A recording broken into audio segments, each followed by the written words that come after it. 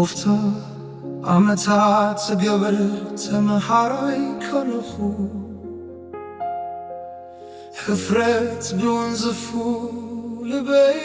ቢገሩ ሳንታ ተኾልኪለ ሃንደፍ እንዳበልኩ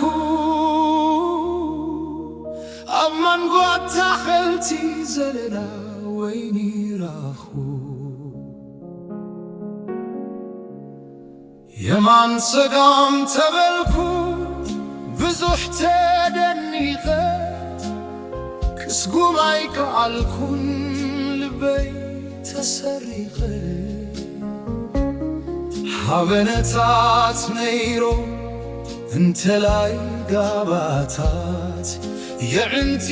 ዘፍዝዙ ብሱላት ፍረታት ልበይ ግን ኣይቦመን ተረቲዑ ብወይኒ ፍጹም ኣይከኣለን ምርጫ ክበኒ ሓሙስያ ነይራ ዘይትርሳዕ ረፍቲ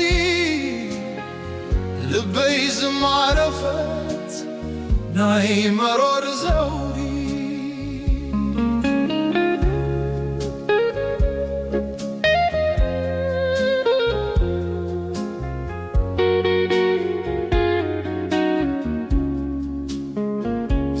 ዘለላታት ከማዕዱ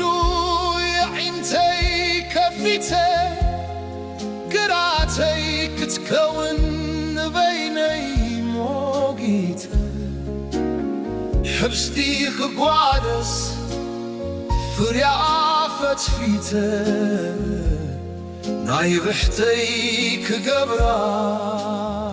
ነዊሕ ዓመይተ ገይና ሰም ከየበልኩ ብጎፍታ ሃንደበት ገረብ ተሸፊና ካባይ ምስ ተሸርበት ብዙሕ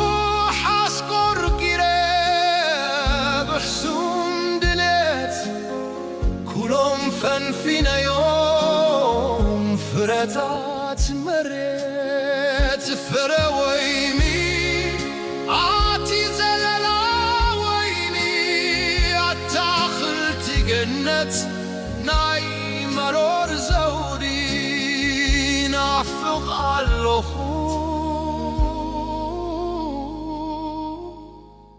ቅልቅል በለኒ